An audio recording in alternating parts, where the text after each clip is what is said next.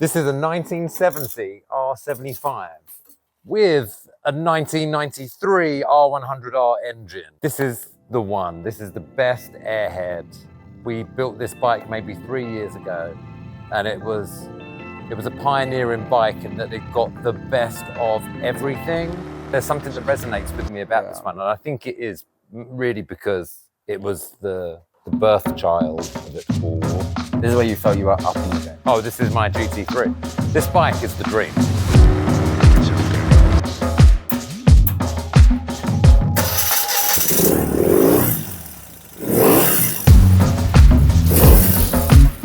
Oh yeah. She's mine. She is mine. Because of the sport cam. It's got this strange lobe that comes like every 20 seconds or so. It just goes, comes back. We'll hear it.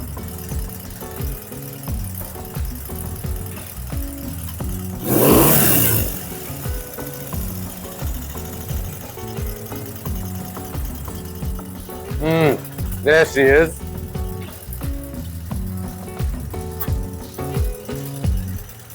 That's enough of that. So good. The client, Mr. Palmer, great man, walked into Butterscotch, the clothing boutique in Long Beach. Yeah, he saw the bike that was on display, reviewed the website, decided they were the most beautiful bikes on the planet, got on a phone call, and we discussed building my dream motorcycle. And the rest is history, really. Did Mr. Palmer know this was the style of bike that he wanted? Oh, yeah. Okay. It's like, hey, I see what you've done. Yeah. And I want one. I want the best one you can do. I want you to run wild with your imagination. There's no budget. There's no cap on it. Just let's make it the ultimate version of what you can do. And just starting with, how did the donor bike come to be yours?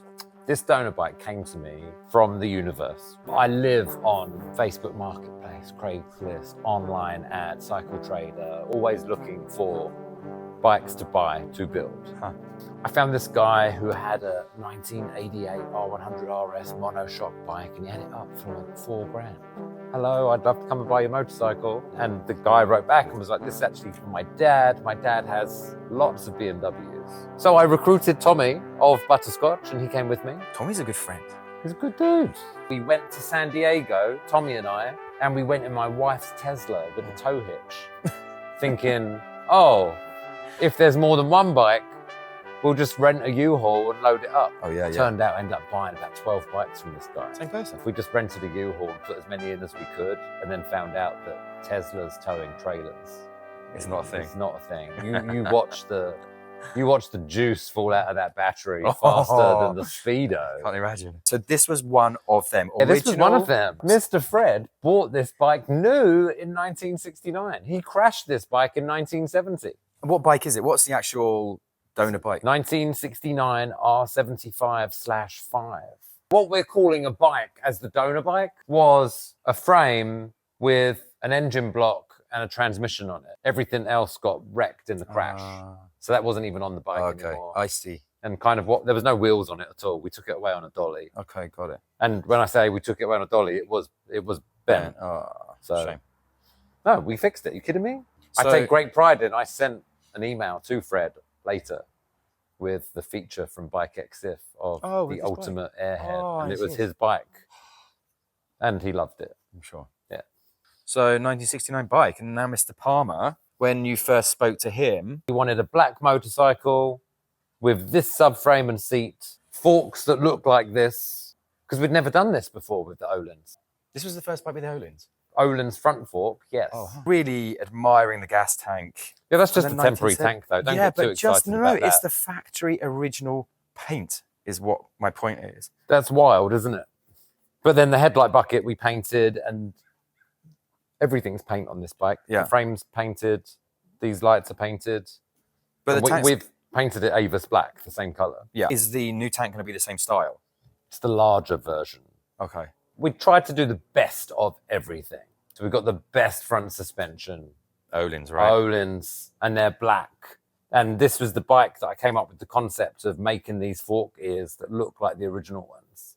First bike that we used the Brembo GP4 calipers. Built the wheel, built the front end, tried to make it look as original as possible. The key, I'm really digging with the whole design of it. Yeah, this is an original to the bike key.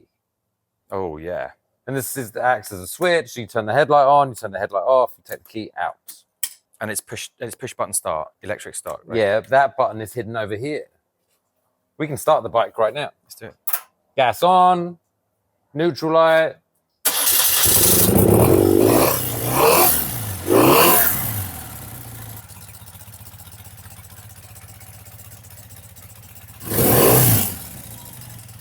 Enough of that. So there's your little run. Tell us about the handlebars, because this is also the first bike that had these style of bars, right? Handmade these handlebars for this bike. First time we ever made them. Internal throttle. Oh, it's over this side. I'm upside down. So that cable runs inside. Weld on levers. So no chunk. So had you seen this on another bike, or is this something you always wanted to do? This was in my dreams. Let's tidy the cables. Yeah. And here's how I think you know it's what? work. Credit to Mr. Palmer. He said to me, "You've got too many cables going on." Oh, that sparks your mind. He was like, "Let's tidy up." And I'm like, I can tidy up. It's like, it's going to be very complicated to make it look very simple. Yeah, yeah. And that's what we did. You started with, I'm going to find a way to make less cables. Yeah. You said, these are going to go in here. Yeah. And then came the idea of buttons on this handle. Yes, because you want to just lose all the chunk off the bar. That's what makes it so beautiful. Left turn signal, start button, right turn signal, high beam. Oh, and so there's one on the other side of this. Yeah. Okay, I see. Anything different with the speedometer? Yes. Funny you ask, Simon. So, because we use a 1993 engine, Oh, yeah, of course. there is no mechanical tach drive. The tach being the rev counter. Yeah. So, in order to get the signal to the tach, in 1993, we had the later style gauge cluster. That's a big plastic thing up here. Yeah. Had an electronic tach. Oh. Gets its signal from the coil. Wow. We rebuilt the original /5 gauge cluster. So you got speedo on top and the tach on the bottom, but this is an electronic tach. The original would have been mechanical. So all the guts, all the mechanical stuff inside has been gutted, and we've now got a modern electronic one. Which is less weight, I'm assuming. Oh, it's just the complexity of actually doing that far exceed. It's not that there's any less gunk, really. Okay. There's less cable. Normally, there's a cable coming out the engine and up here to the tach. That's so fun. continuing the theme of less cables. There's 2 brake lines under there. That's it. That's like pioneering. Absolutely. We've covered the tank, we've covered the seats, because this is what was... Well, the seat had already been around a couple of times. There's no doubt about that. But that was a specific request about the style of seat, right? And and what is the fabric? Oh, this is Alcantara top. That's new. That was the first. Every element got elevated. Yeah, there it is. And also, it's not just that. It's the fact that most of these elements are still being used by you today. Exactly. And they've come along. And I'm looking at this bike today, and there's things that I can do to make it better. And that blows my mind that we've come along even further than what I thought was the furthest.